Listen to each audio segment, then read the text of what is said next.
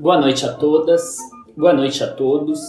Eu sou Amaro Fleck, professor do Departamento de Filosofia da Universidade Federal de Minas Gerais, e esta é a aula 7 do curso O Capital de Marx, uma introdução.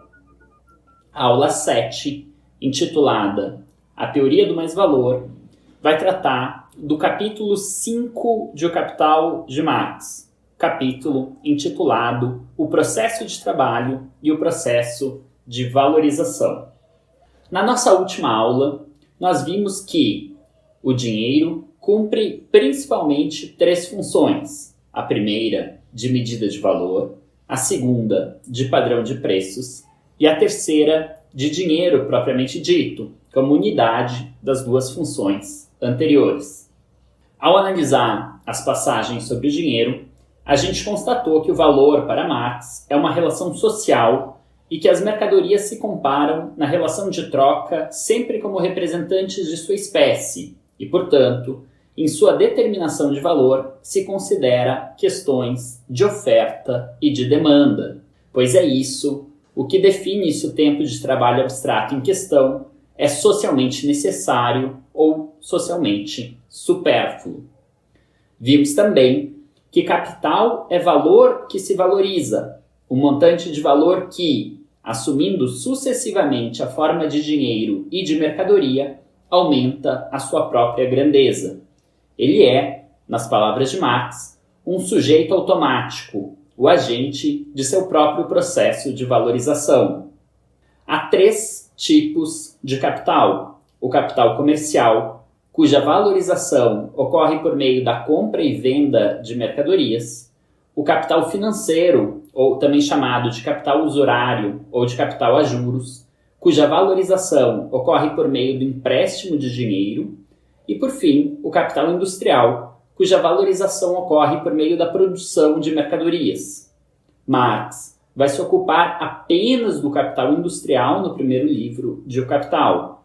É a ascensão do capital industrial que dá origem à era capitalista. A valorização do capital industrial se dá nos interstícios entre a esfera da circulação, onde a mercadoria força de trabalho é comprada, e a esfera da produção, onde a mercadoria força de trabalho é consumida. A força de trabalho é uma mercadoria peculiar, pois é a única mercadoria capaz de gerar valor, cujo valor de uso é a produção de valor.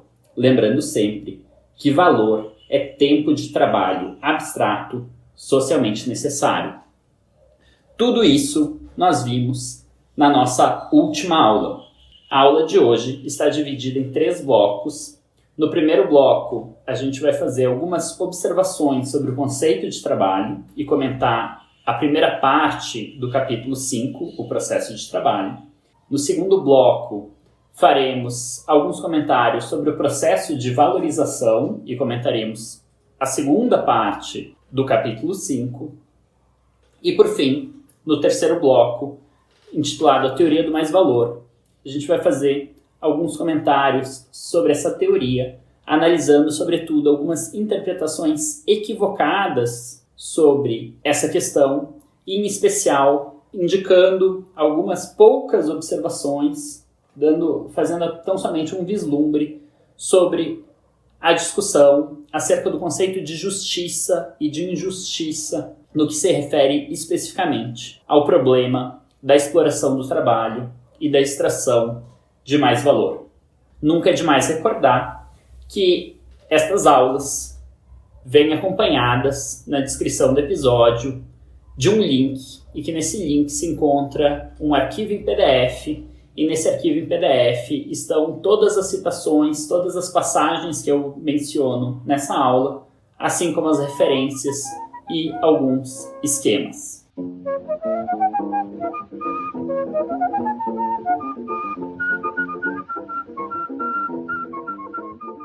Logo no começo do capítulo 5, mais precisamente no começo do segundo parágrafo, Marx afirma que, cito, o trabalho é, antes de tudo, um processo entre o homem e a natureza, processo este em que o homem, por sua própria ação, medeia, regula e controla seu metabolismo com a natureza. Ele se confronta com a matéria natural como com uma potência natural. A fim de se apropriar da matéria natural de uma forma útil para sua própria vida, ele põe em movimento as forças naturais pertencentes à sua corporeidade, seus braços e pernas, cabeça e mãos, agindo sobre a natureza externa e modificando-a por meio desse movimento. Ele modifica, ao mesmo tempo, sua própria natureza. Ele desenvolve as potências que nela jazem latentes e submete o jogo de suas forças a seu próprio domínio. Não se trata, aqui, das primeiras formas instintivas, animalescas do trabalho. Um incomensurável intervalo de tempo separa o estágio em que o trabalhador se apresenta no mercado como vendedor de sua própria força de trabalho daquele em que o trabalho humano ainda não se desvencilhou de sua forma instintiva. Pressupomos o trabalho numa forma em que ele diz respeito unicamente ao homem. Uma aranha executa operações semelhantes às do tecelão, e uma abelha envergonha muitos arquitetos com a estrutura de sua colmeia. Porém, o que desde o início distingue o pior arquiteto da melhor abelha é o fato de que o primeiro tem a colmeia em sua mente antes de construí-la com a cera. No final do processo de trabalho, chega-se a um resultado que já estava presente na representação do trabalhador no início do processo. Portanto, um resultado que já existia idealmente. Fecho citação. Aqui o Marx apresenta uma definição genérica de trabalho como uma atividade humana em que o homem altera a forma da natureza, lida com as forças da natureza para chegar a uma finalidade. Se trata de uma atividade teleológica, uma atividade intencional, onde o homem, o ser humano, projeta idealmente algo e depois faz este algo. Isso vale, claro, para o arquiteto ou para o fiandeiro, mas vale para qualquer outra atividade produtiva. Notem, essa definição de trabalho, ela é muito geral, ela é muito abstrata e por isso ela serve para designar essas atividades em uma sociedade capitalista, mas também em uma sociedade pré-capitalista e provavelmente também em uma sociedade pós-capitalista, uma vez que é muito difícil pensar em uma determinação histórica de algo tão abstrato quanto uma atividade feita com uma finalidade, uma atividade em que se transforma forças naturais ou formas naturais.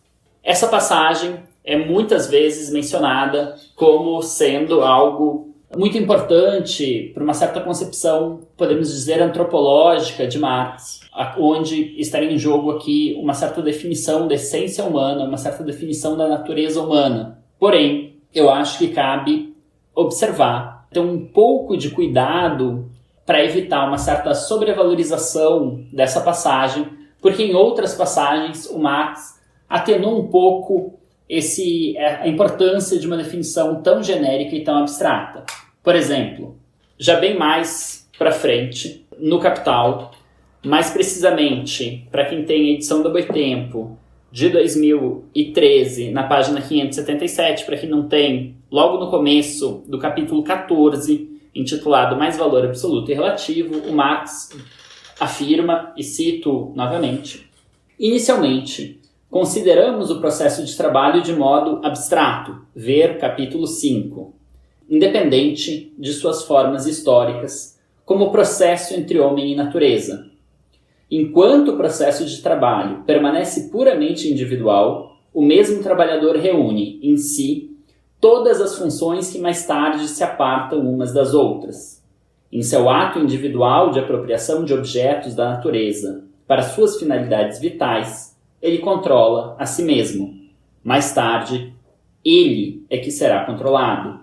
O homem isolado não pode atuar sobre a natureza sem o emprego de seus próprios músculos, sob o controle de seu próprio cérebro. Assim como no sistema natural a cabeça e as mãos estão interligadas, também o processo de trabalho conecta o trabalho intelectual ao trabalho manual. Mais tarde, eles se separam até formar um antagonismo hostil. O produto, que antes era o produto direto do produtor individual, transforma-se num produto social, no produto comum de um trabalhador coletivo, isto é, de um pessoal combinado de trabalho, cujos membros se encontram a uma distância maior ou menor do manuseio do objeto de trabalho. Para trabalhar produtivamente, já não é mais necessário fazê-lo com suas próprias mãos. Basta, agora, ser um órgão do trabalhador coletivo, executar qualquer uma de suas subfunções. A definição original do trabalho produtivo, citada mais acima, derivada da própria natureza da produção material, continua válida para o trabalhador coletivo, considerado em seu conjunto, mas já não é válida para cada um de seus membros tomados isoladamente.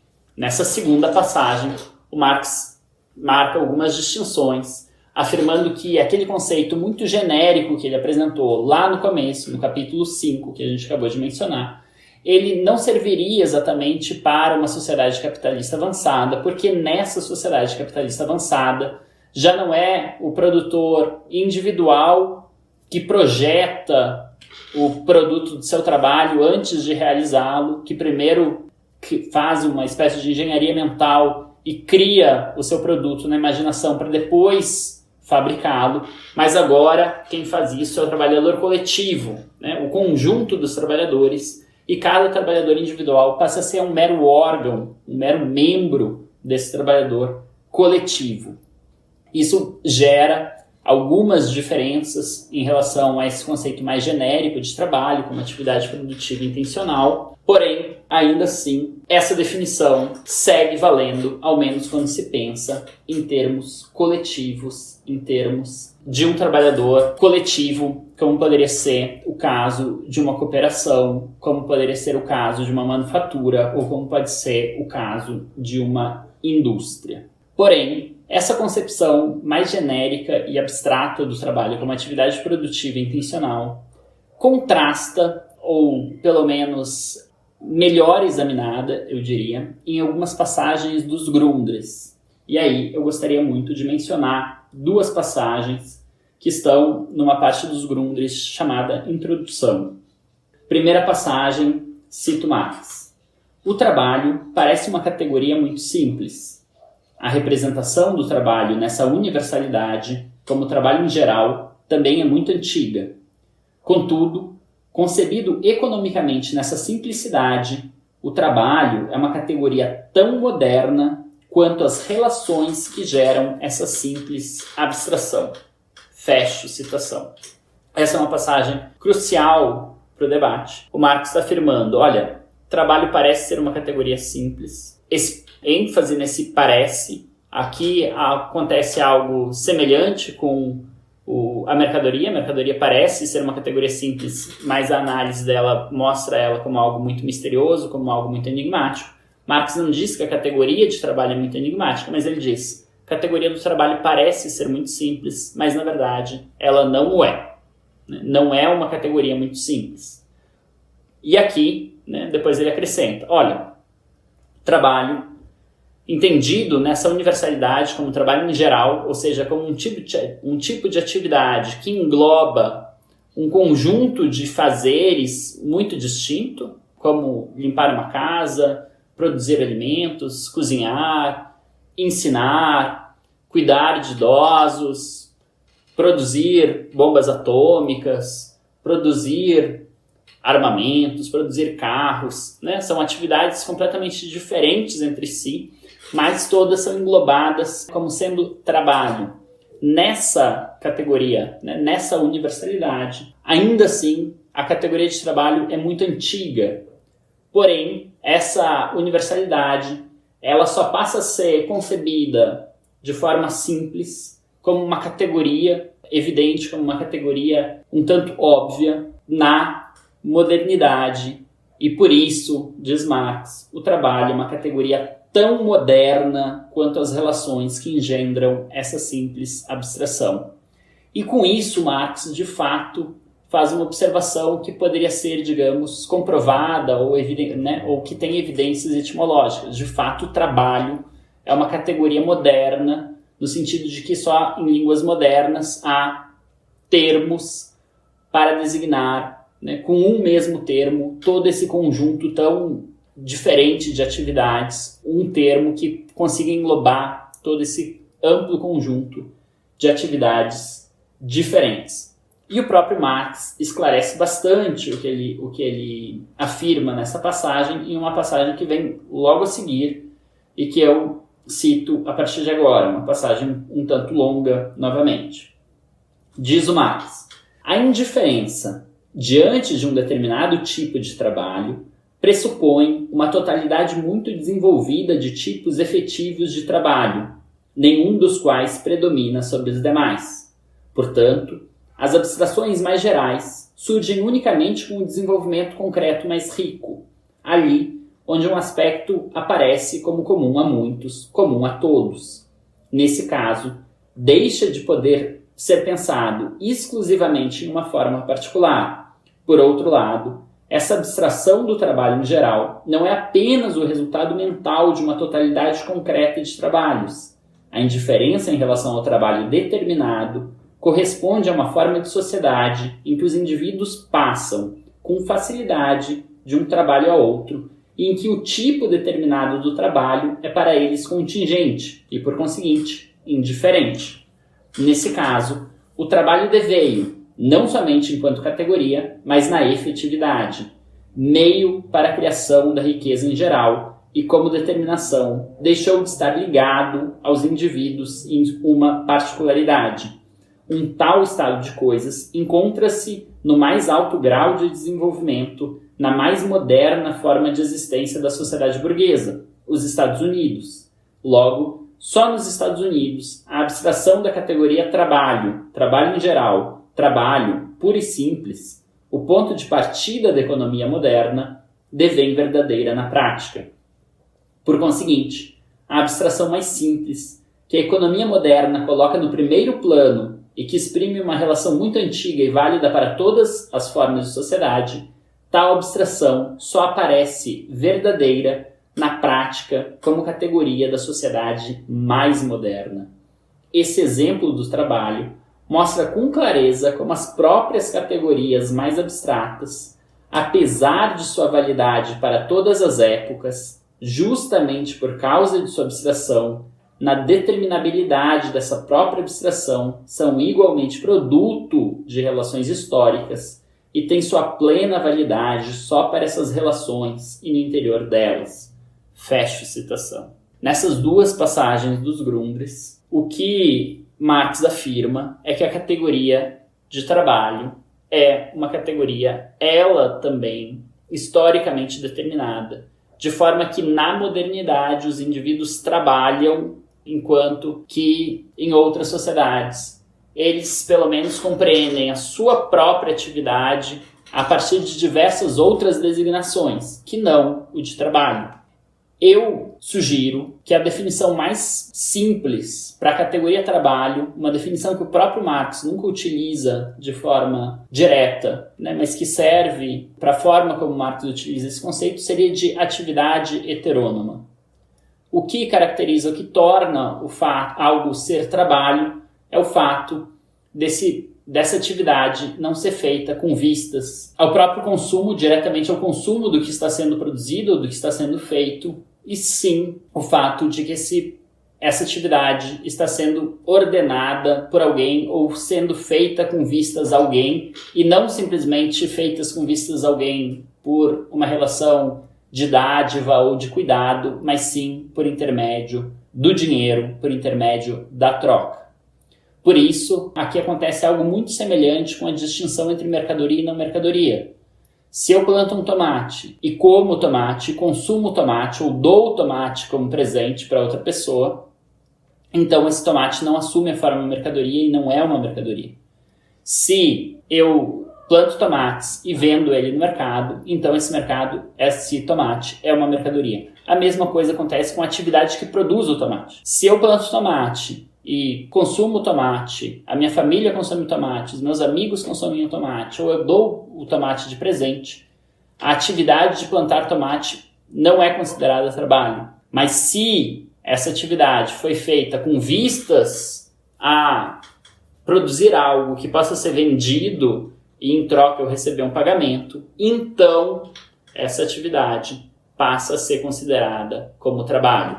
Isso vai ter implicações sociais muito gritantes, porque evidentemente a atividade mais valorizada numa sociedade capitalista são as atividades consideradas como trabalho. Por isso justamente tem um debate crucial sobre trabalhos não remunerados, trabalhos que são feitos, por exemplo, o cuidado dos filhos, o cuidado da casa, o cuidado dos mais velhos, mas que são trabalhos, mas que justamente não entram nessa categoria moderna de trabalho, ou seja, não são atividades feitas com vistas a um pagamento, e aí se gera toda uma discussão se isso é trabalho ou se isso não é trabalho. Bom, como eu penso que o Marx responderia a essa questão? Ele diria justamente, olha, elas são uma atividade, elas não assumem a forma trabalho, porque elas não são feitas com vistas à troca, elas não são feitas porque alguém está me pagando justamente para fazer isso. Eu faria ainda se eu não recebesse pagamento, né? Elas são feitas por uma relação de cuidado, por uma relação de afeto. Mas não é por isso que elas são menos valiosas ou que elas mereçam menos consideração do que outras atividades. Muito pelo contrário, o problema não está aqui nessa atividade ou na outra atividade. O problema está aqui justamente no padrão de valorização de todas essas atividades. Mas enfim, isso é uma longa discussão, é um debate muito pertinente. Eu remeto aqui tão somente para quem tiver interesse nesse assunto a um artigo da Nancy Fraser, que eu vou colocar nas referências, mas o que eu queria de fato salientar, e com isso termino o primeiro bloco, é que o Marx apresenta uma certa flutuação, uma certa inconsistência, não diria inconsistência, mas enfim, não há uma coerência muito grande nas diversas passagens a respeito do trabalho. Isso geraria, né, trabalhos acadêmicos muito pertinentes, se alguém quiser se aprofundar no assunto. Mas aqui há, por um lado, um Marx que percebe claramente a determinação histórica dessa categoria, o devir histórico dessa categoria, como essa categoria trabalho é uma categoria claramente marcada pelo modo capitalista de produção, de forma que as pessoas, os indivíduos fariam N atividades antes do capitalismo, mas é só com o capitalismo que essas N atividades se transformam, propriamente dito, em trabalho. Mas, por outro lado, em muitos momentos, o próprio Marx cai no erro que ele mesmo critica e generaliza essa categoria moderna e utiliza ela para se referir a outros modos de produção, a outras eras históricas.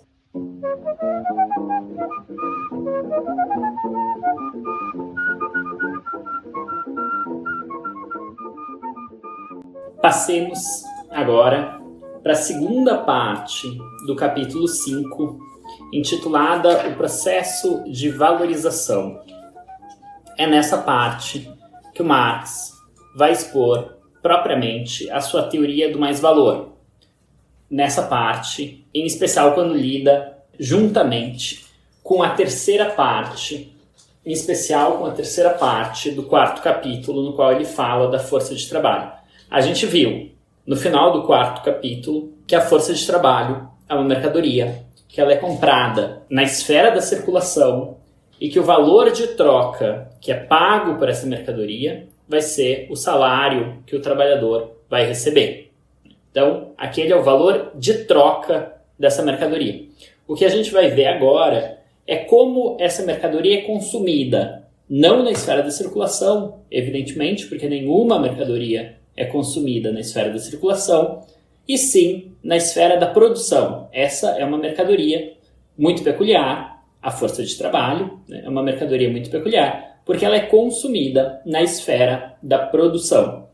E aqui, com isso, a gente vai descobrir qual é o valor de uso dessa mercadoria. A gente já comentou que a força de trabalho, como uma mercadoria muito peculiar, é a única mercadoria que tem valor nos seus dois polos, tanto como valor de troca, quanto como valor de uso. Ela tem a peculiaridade de gerar valor. O seu valor de uso é a geração de valor. Como nota o Marx, logo no começo dessa segunda parte, cito: na produção de mercadorias, o valor de uso não é, de modo algum, a coisa que se ama por ela mesma. Aqui, os valores de uso só são produzidos porque e na medida em que são o substrato material, os suportes do valor de troca. E para nosso capitalista, trata-se de duas coisas. Primeiramente, ele quer produzir um valor de uso que tenha um valor de troca, isto é, um artigo destinado à venda, uma mercadoria. Em segundo lugar, quer produzir uma mercadoria cujo valor seja maior do que a soma do valor das mercadorias requeridas para sua produção, os meios de produção e a força de trabalho, para cuja compra ele adiantou o seu dinheiro no mercado. Ele quer produzir não só um valor de uso, mas uma mercadoria. Não só valor de uso, mais valor. E não só valor, mas também mais valor. Fecho citação.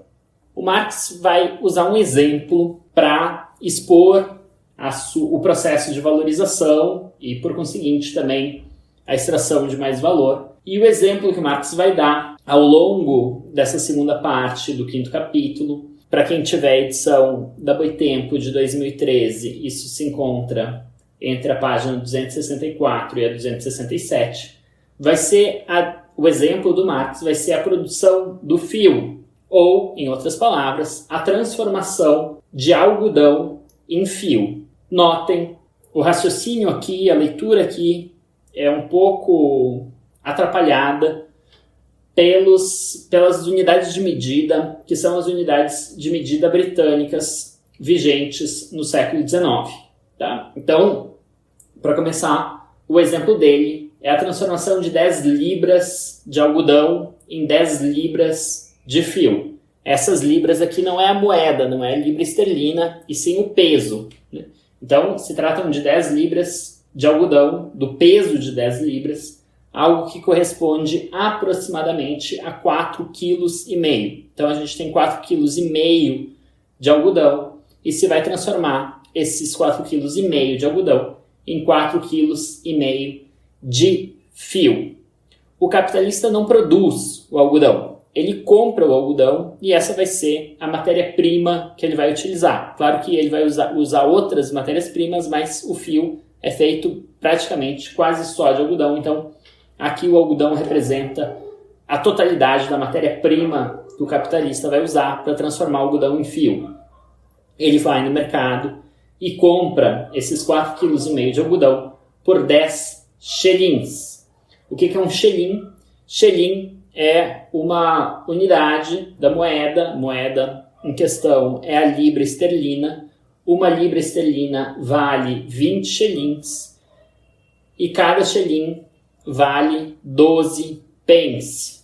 Então, tem essa unidade de medida que não é exatamente muito simples de imaginar. Tá? Então, 10 xelins vai ser o equivalente a meia libra esterlina e cada xelin tem aproximadamente 5 gramas de prata. Só para vocês terem alguma ideia da grandeza de valor, embora seja muito difícil imaginar, mas aqui tanto faz, tá? Não vai mudar o argumento, até porque o Marx não está descrevendo exatamente uma situação do mercado, ele está apenas explicando hipoteticamente a partir de um modelo como é que isso se dá. Então, se fosse outra mercadoria não teria diferença, se fosse outro peso não teria diferença, se fosse outro preço não teria diferença, certo? O importante é só ter uma ideia aqui das medidas de grandeza. Pois bem, o capitalista tem 4,5 kg de algodão, vai transformar em 4,5 kg de fio, ele comprou o algodão no mercado, pagou 10 xelins. Ele vai gastar um tanto, né, de maquinário, de fuso, de meios de produção que vão ser deteriorados por meio dessa transformação de algodão em fio. Essa deterioração corresponde a uma grandeza de 2 xelins. Então, ele gastou, para transformar esses 4,5 kg de algodão em 4,5 kg de fio, ele gastou 10 xelins com algodão, 2 xelins ele vai precisar ter para fazer a manutenção e a reposição dos meios de produção que foram deteriorados, e ele vai contratar, vai comprar uma força de trabalho, e aí uma jornada de 12 horas custa 3 shillings. Então, Marx fala de 2 jornadas de trabalho, 24 horas, custam 6 shillings o valor, né, de uma jornada de trabalho de 12 horas.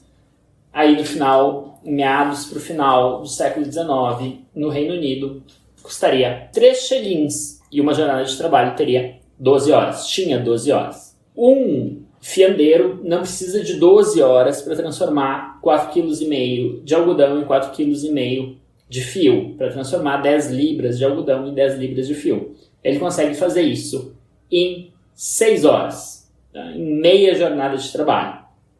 Então, né, o valor de troca do algodão é de 10 shillings.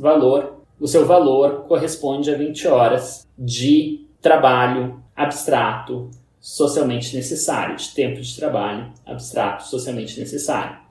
O valor de troca do fio, né, o valor de troca do algodão é o algodão que é comprado pelo capitalista no mercado e que custa 10 shillings. O valor de troca do fio vai ser não os 10 shillings, mas vai ser 15 shillings. A essas 10 libras de algodão foram acrescidas o valor de 5 shillings. O valor ele não tem mais objetivado nele 20 horas de tempo de trabalho, agora ele tem 30 horas de tempo de trabalho abstrato socialmente necessário. Logo, o fiandeiro, em 12 horas, transforma 20 libras de algodão em 20 libras de fio. O que acontece aqui, né? E eu já adianto na descrição do exemplo a conclusão do Marx, que logo mais eu vou ler. Nas primeiras 6 horas, 10 shillings é o preço do algodão, 2 shillings dos meios de produção, 3 shillings da força de trabalho, e isso corresponde a 15 shillings, que é o valor final de 10 libras de fio, de 4,5 kg de fio. Porém, notem que o trabalhador não para de trabalhar no final dessas 6 horas. Ele ainda vai trabalhar mais 6 horas. Então, ele vai transformar ainda mais 4,5 kg de algodão em 4,5 kg de fio. Então, nas últimas 6 horas, novamente, ele vai consumir 10 shillings de algodão, mais 2 shillings de meio de produção, mais 3 shillings.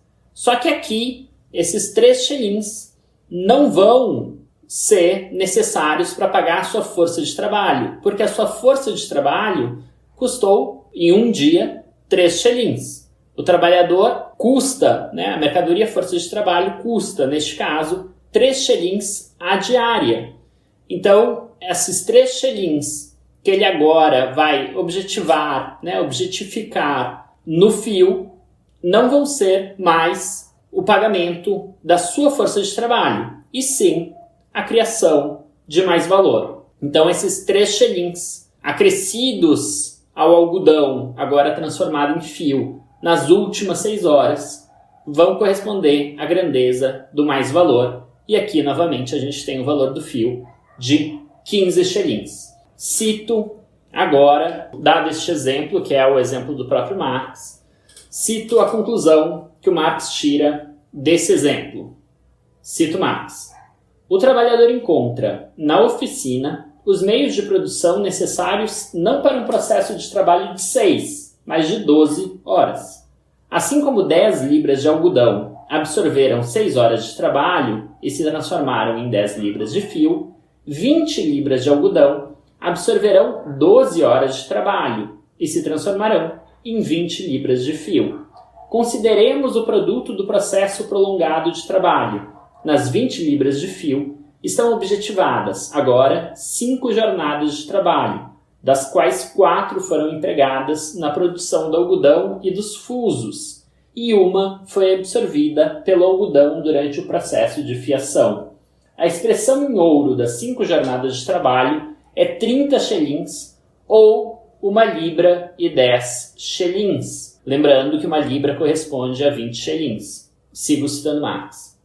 Esse é, portanto, o preço das 20 libras de fio. Aqui, evidentemente, as libras correspondem ao peso, né? Ou aproximadamente 9 quilos de fio.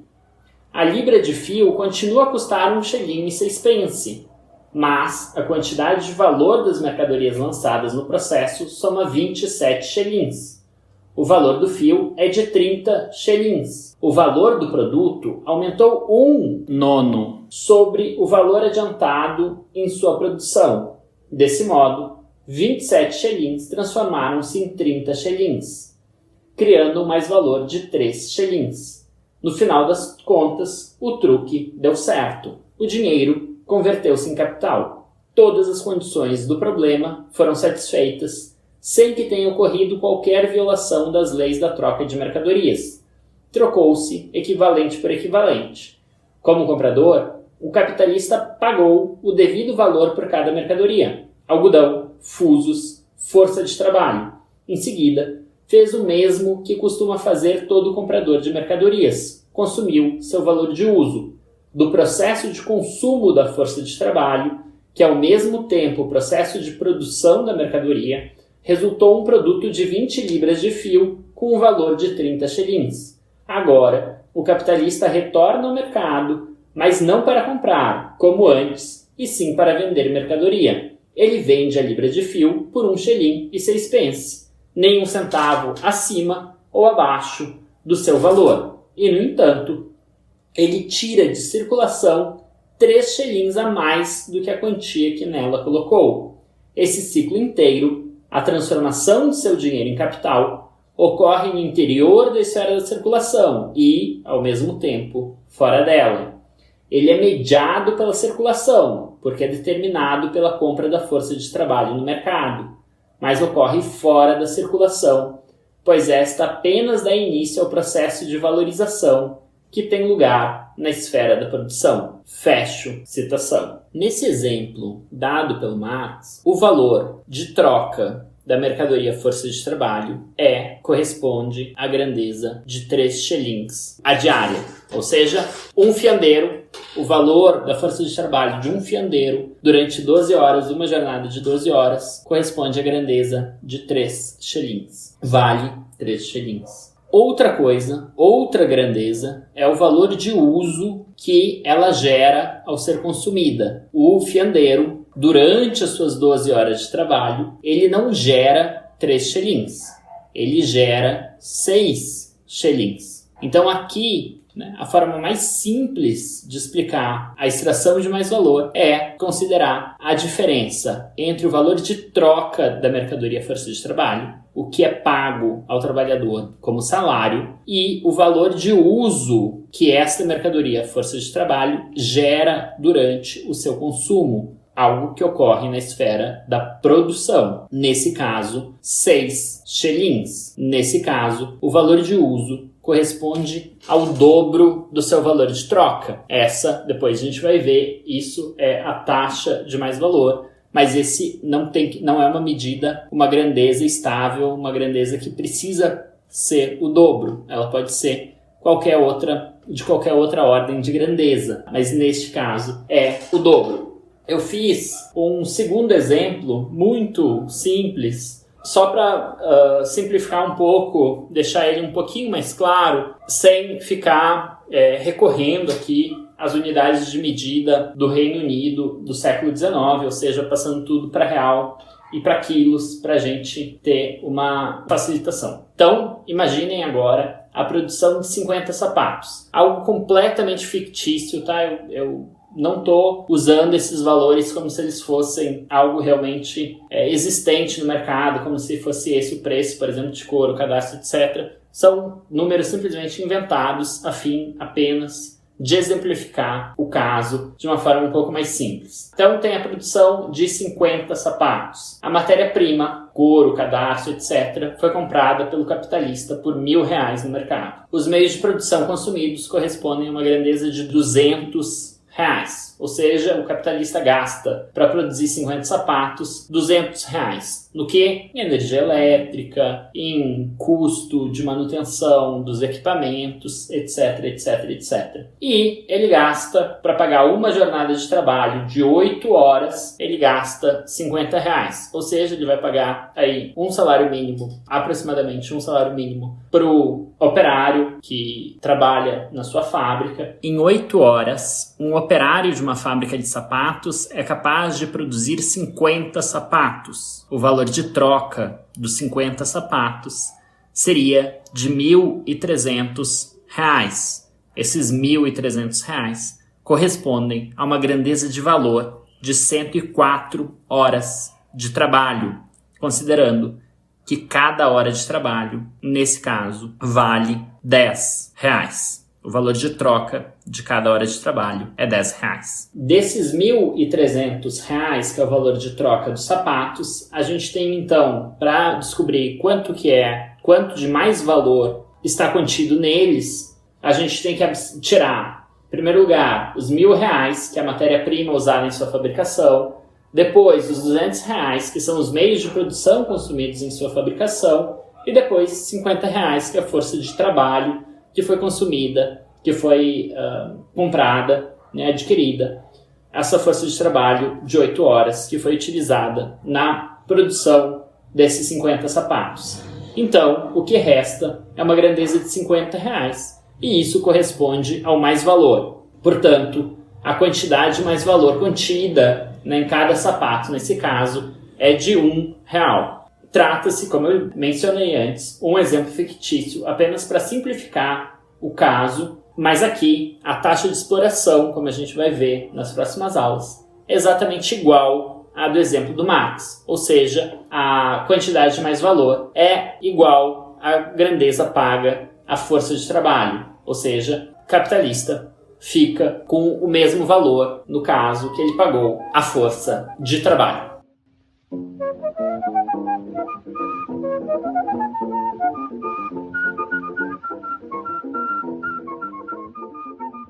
O mais-valor pode ser explicado pela diferença entre quanto a mercadoria força de trabalho custa, o seu valor de troca, e o quanto de valor ela gera, o seu valor de uso.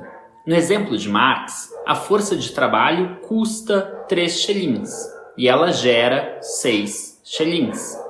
O seu valor de troca é de 3 shillings. É isto o que o trabalhador recebe para trabalhar durante uma jornada de 12 horas, pois este é o valor para produzi-lo e reproduzi-lo, para mantê-lo em bom estado. Mas durante estas 12 horas, ele produz um valor de 6 shillings.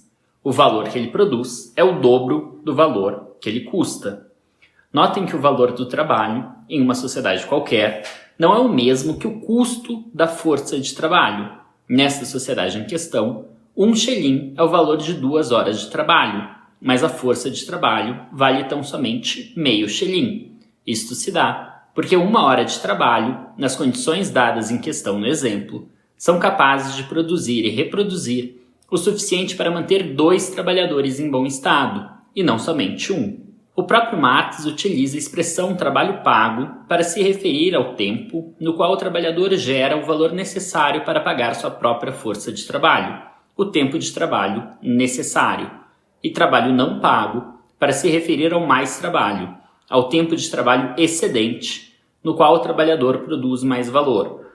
No entanto, como reconhece o próprio Marx, cito o mal-entendido a que a fórmula trabalho não pago, trabalho pago poderia conduzir, de que o capitalista pagaria o trabalho e não a força de trabalho, desaparece pelo que foi antes exposto. Trabalho não pago, trabalho pago, é apenas a expressão mais popular para mais trabalho, trabalho necessário. O capitalista paga o valor da força de trabalho, ou seu preço, divergente de seu valor, e recebe em troca o direito de dispor da força viva de trabalho. Seu usufruto dessa força de trabalho é decomposto em 2 períodos. Durante um deles, o trabalhador não produz mais que um valor, que é igual ao valor de sua força de trabalho, portanto apenas um equivalente. Em troca do preço adiantado da força de trabalho, o capitalista recebe, pois, um produto de mesmo preço. É como se ele tivesse adquirido o produto já pronto no mercado. No período do mais trabalho, ao contrário, o usufruto da força de trabalho gera valor para o capitalista, sem que esse valor lhe custe um substituto de valor. ele obtém gratuitamente essa realização da força de trabalho. Nesse sentido, o mais trabalho pode ser chamado de trabalho não pago. Fecho citação. Ora, eu faço questão de mencionar essa passagem de Marx justamente porque é um mal-entendido muito comum no que se refere à transação entre o capitalista e o trabalhador, no que se refere à compra e venda da força de trabalho, e esse mal-entendido argumentaria que o que o Marx está denunciando é que há um roubo ou uma injustiça porque o capitalista não pagaria o valor correto da mercadoria força de trabalho. Ele estaria roubando o trabalhador ou ele estaria obrigando o trabalhador a trabalhar durante um período no qual ele não foi pago.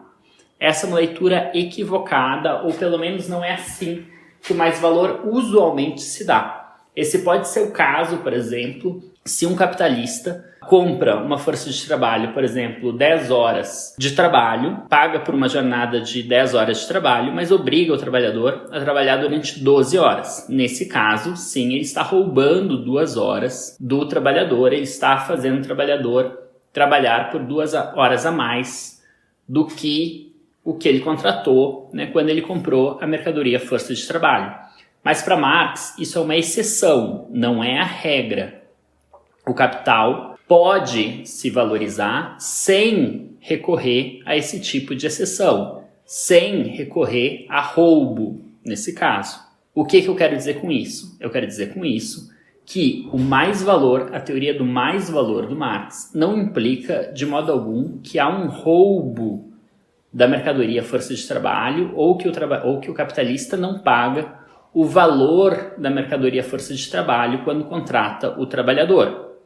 O que o Marx está dizendo é que o capitalista paga, em geral, em regra, o equivalente a essa mercadoria. Ou seja, ele comprou a mercadoria força de trabalho pelo valor dessa mercadoria. E qual é o valor dessa mercadoria? O valor dessa mercadoria é justamente o quanto de tempo de trabalho abstrato socialmente necessário é preciso para produzir e reproduzir essa mercadoria força de trabalho. Portanto, o quanto é preciso o trabalhador receber para ele poder comer minimamente bem, habitar minimamente bem, vestir-se minimamente bem e manter a sua prole minimamente bem. Esse é o valor da mercadoria força de trabalho.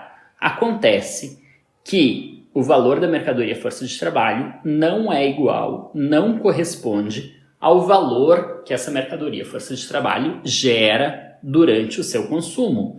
O valor que ela gera durante o seu consumo é uma grandeza completamente diferente. A pergunta que fica em questão, então, é, bom, se não há roubo, se poderia falar que o Marx está acusando o capitalismo de ser injusto ou de estar baseado em uma transação injusta? Bom, essa é uma discussão que tem gerado bastante polêmica ao longo dos últimos tempos.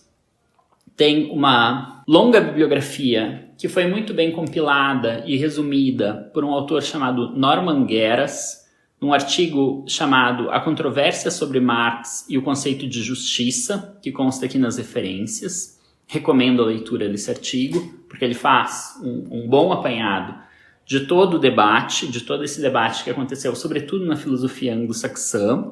Porém, é preciso notar que há bons motivos, tanto para defender que sim, Marx estaria argumentando que o capitalismo é um sistema social injusto e por isso justamente ele está criticando e denunciando o capitalismo, quanto bons motivos para argumentar que Marx em nenhum momento afirma que o capitalismo é injusto e ainda assim ele critica o capitalismo, ele denuncia o capitalismo por outros motivos, mas não exatamente porque ele seria injusto, e sim porque ele implicaria em uma falta de liberdade, porque ele implicaria em uma vida ruim, porque ele implicaria em uma forma de dominação social que impede os seres humanos de se desenvolverem.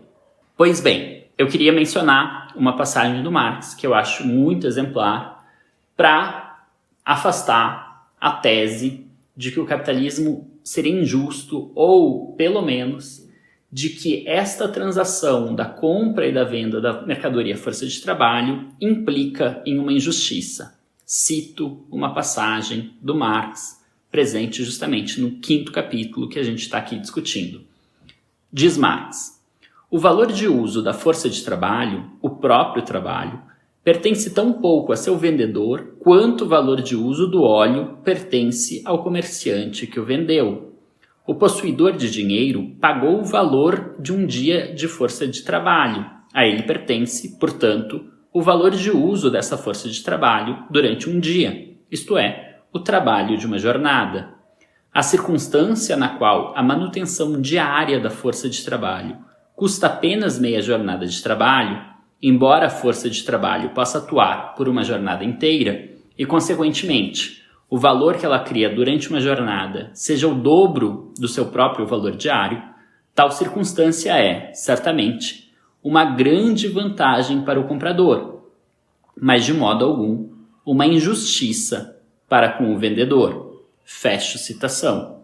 Essa passagem é muito explícita em afirmar que o capitalista paga sim o valor correto da mercadoria que ele comprou. A mercadoria força de trabalho, o trabalhador recebe integralmente o valor da mercadoria força de trabalho. Ou pelo menos esta é a regra, podem haver exceções, mas o capitalismo não precisa disso para valorizar o capital. Pode haver valorização do capital, e é isso o que Marx faz, explica na sua teoria do mais-valor. Pode haver valorização do capital sem que haja injustiças, sem que haja roubos, sem que haja engodos na troca de mercadorias. O capitalista pagando o valor correto da mercadoria e força de trabalho, ainda assim pode obter mais valor, pode obter lucro e pode valorizar o seu capital.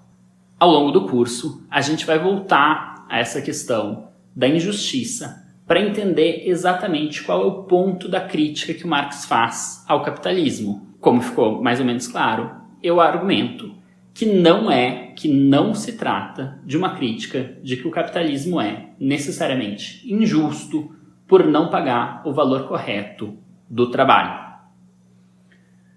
Uma boa noite a todos, a todas e até a próxima aula.